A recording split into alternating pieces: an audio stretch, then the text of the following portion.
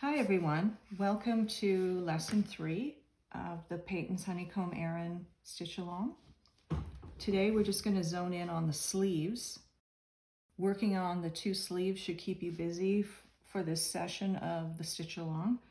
I want to explain the more tricky part about this sleeve is the side shaping. Depending on your size, you'll notice on alternate rows, you're going to do some increases at each side and then move into every 4th row for a large number of the increases on the side. At the same time, you're going to be taking this Panel Pattern A Purl 2 TW2R Purl 2 12 stitch repeat into pattern. So you can see we keep repeating this at each side with Panel Pattern B, the pretty diamond pattern, working up the middle.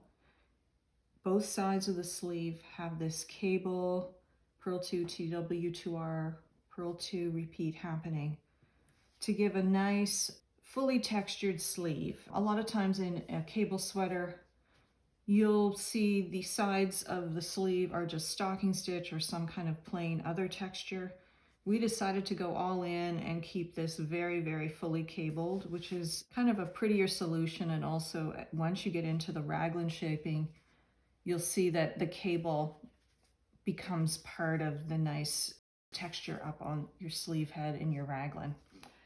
To incorporate this cable panel pattern into pattern as you're going, you have to make decisions as you're increasing whether you have enough stitches to actually do the C4B or C4F that's part of Panel Pattern A, or even doing the TW2R for a couple of rows at the beginning. You may feel having it right at the edge, doing that cross is a little too tricky. It's always nice to kind of start pattern stitch work 1 stitch in from the side edge when you're doing shaping like this. So this person, when they decided when to start doing TW2R, they maybe had done a couple 3-4 rows of that TW2R section before they actually did that actual cross action. Same thing as they're getting into the cable. They didn't start doing C4B, C4F until they really had the full 6 stitches established. And that's fine because this will be hidden into the sleeve seam. Nobody is really going to hyper analyze what's going on under your arm here. It's your judgment how you want to incorporate the pattern in. Just know that it's very important for the final measure of this sleeve to make sure you are taking all those increases into this cable repeat. Just a refresher on the schematic.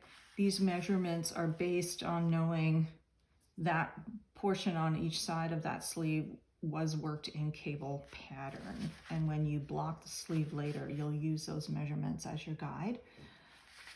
Once you get into the raglan shaping, it's very much what you did on the body pieces. And you'll find it goes really quickly to do the sleeve head. I love doing the top of a sleeve raglan. It's kind of like in one sitting, you can just zone in and get it done. And again, you're going to make decisions as you're shaping.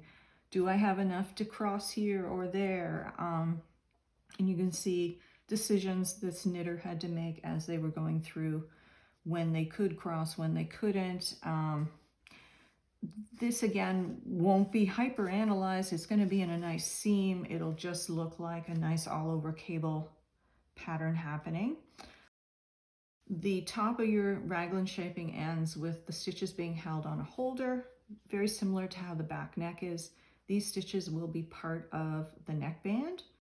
So you do need 4 stitch holders in total for this design, 1 for each sleeve, 1 for the back, and 1 for those center front neck stitches.